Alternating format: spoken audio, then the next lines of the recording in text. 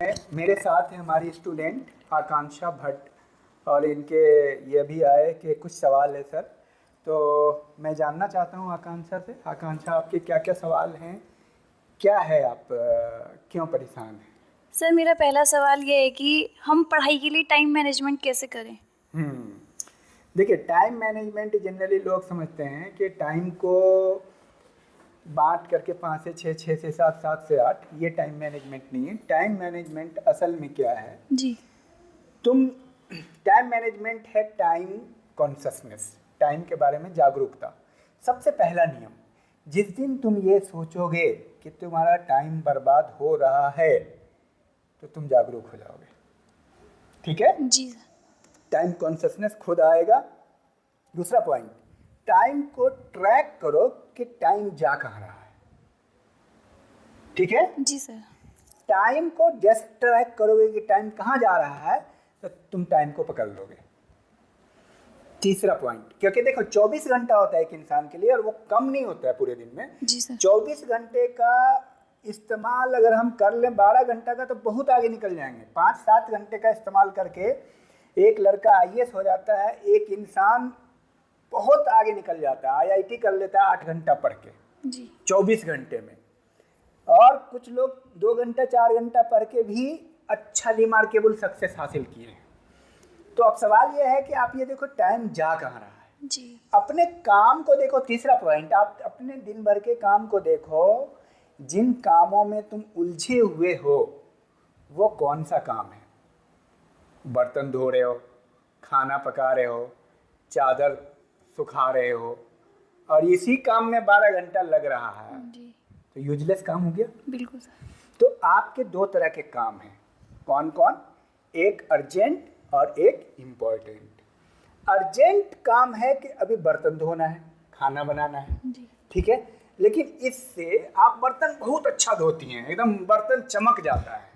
जी। तो क्या ये बताइए कि आप इससे आईएएस कर जाइएगा? नहीं सर। ग्रुप सी कर जाइएगा? नहीं सर। कोई कंपटीशन क्वालिफाई हो जाएगी? नहीं सर। तो बर्तन को उतना ही चमकाना है कि उससे बस खाना खा सकें। जी। उसके पीछे नहीं पड़ना है, उसको ऐसे मैनेज करना है। समझ में आ रही बात? जी सर। अब मान लिया आप बहुत अच्छा खाना बनाते हैं, लगे रहते हैं 4 घंटा खाना बनाने में।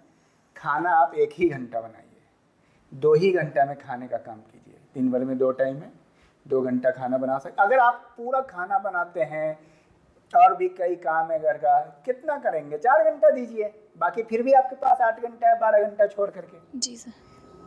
तो सबसे पहले आप ये देखिए, दिन भर में जितने काम है उसको 2 हिस्से में बांटिए, अर्जेंट और इम्पोर्टेंट। और जो काम अर्जेंट है और इम्पोर्टेंट नहीं है उस काम को जल्दी निपटाइए। जैसे मान लीजिए कि खाना बनाना अर्जेंट है लेकिन बहुत इम्पोर्टेंट नहीं है। हाँ जी। कैरियर के को लेकर के, जिंदा रहने के लिए तो इम्पोर्टेंट है यानी urgent and important, but career के लिए इम्पोर्टेंट नहीं है। बात यहाँ कैरियर से रिलेटेड हो रही है। जी। जैसे मामा जी आ गए घर पे, जी। अब मामा जी को शरबत बना के देना है, कोल्ड ड्रिंक्स बाजार से ला के देना है। जी। तो ऐसे मैनेज कीजिए टाइम को कि कोल्ड ड्रिंक्स पहले से ला के रखे कीजिए। जी। ठीक है?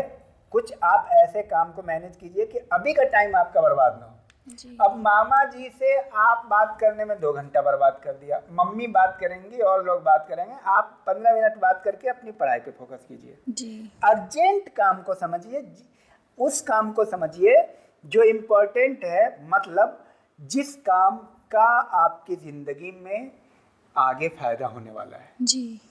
तो 2 काम हो गया, एक अर्जेंट और एक इम्पोर्टेंट।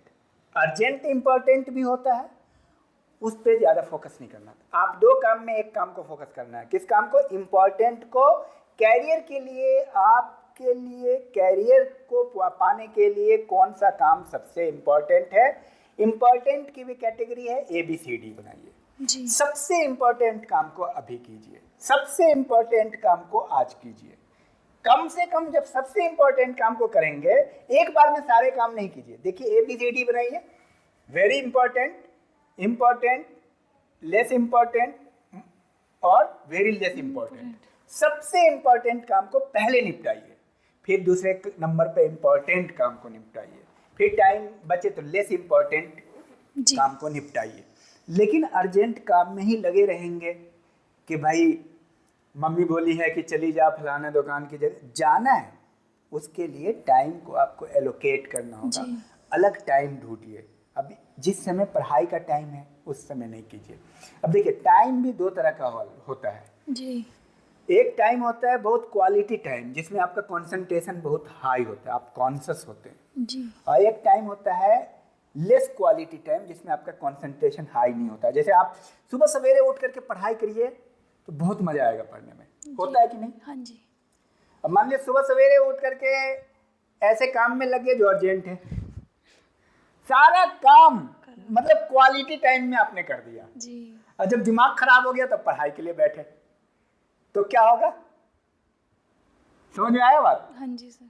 तो क्या करना है, क्वालिटी टाइम में सुबह उठ, अगर कितने बजे उठते हैं सुबह में? 6 बजे। मान लीजिए आप 6:30 में उठते हैं, चलिए 6:30 में आप तैयार हो जाते हैं। जी। 6:30 में जो भी हल्का फुल्का आप चाय पानी पी के जी। 6:30 में पढ़ाई पे बैठिए, 2 घंटा पढ़ लीजिए पहले। जी। अब देखिए इस 2 घंटे में जो आप पढ़ेंगे ना 4 घंटा का काम करेगा, क्योंकि फ्रेश माइंड होगा। अगर आप 6:30 से 8:30 और 9 बजे तक खाना बनाएंगे और नहा धो के 9 बजे पढ़ने के लिए बैठेंगे तो 9 से 11 जो 2 घंटा पढ़ेंगे वो 1 घंटा का काम करेगा, क्योंकि फ्रेश माइंड नहीं होगा। बिल्कुल। It is time management. Time management समझ में आया? जी सर। टाइम मैनेजमेंट ये है कि कम से कम टाइम में ज्यादा प्रोडक्टिव हो, कम से कम टाइम में ज्यादा क्वालिटी वर्क हो। अगर ऐसा 2 घंटा आपको एक बार और मिल जाए दिन में, 4 घंटा, तो 8 घंटा के बराबर पढ़ लिया कि नहीं? जी सर। लेकिन जो खाना बनाने के बाद आप पढ़ेंगे वो 2 घंटा, वो 1 घंटा के बराबर हुआ। तो 8 घंटा पढ़ के, तो 8 घंटा पढ़ के 4 घंटा का क्वालिटी है, और यहाँ 4 घंटा पढ़ के 8 घंटा का क्वालिटी है। ऐसा ही हमने किया है। तो आप उस समय न दोस्त से मिलिए, न चैट कीजिए, न फोन कीजिए, न बात कीजिए, न यूट्यूब देखिए। उस समय क्या करना है क्वालिटी टाइम में? पढ़ाई करनी। पढ़ाई। मेरी बात समझ में आ गई? जी सर।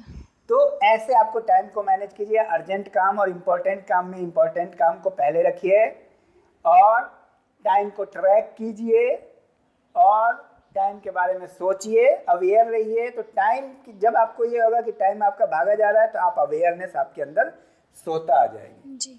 ठीक है, समझ में आया? जी सर। तो जनरली स्टूडेंट क्या करते हैं, क्वालिटी टाइम को दे देते हैं गलत कामों में, दोस्तों से मिलना, इधर जाना उधर जाना, बात करना, चैट करना। जब दिमाग खराब हो जाता है तब बैठने पड़ते हैं। जी। तो भाई वैसे स्टूडेंट खाली किताब उलटते रहते हैं, आप बोलते 8 घंटा पढ़े, एक्चुअली 8 घंटा नहीं पढ़े, आप 1 घंटा ही पढ़े, क्योंकि आपने क्वालिटी टाइम दिया ही नहीं। जी। अब एक आदमी थक हार के आएगा जॉब करके, पढ़ने के लिए बैठेगा तो क्या कुछ दिमाग में जाएगा? नहीं सर। लेकिन अगर जॉब में जाने से पहले 2 घंटा पढ़ ले और आने के बाद थोड़ा आराम करके पढ़ ले तो बहुत बेहतर होगा। समझ में आ रही बात? जी सर। तो इस तरह से टाइम को मैनेज करना है। ठीक है? जी सर। चलिए, थैंक यू सर।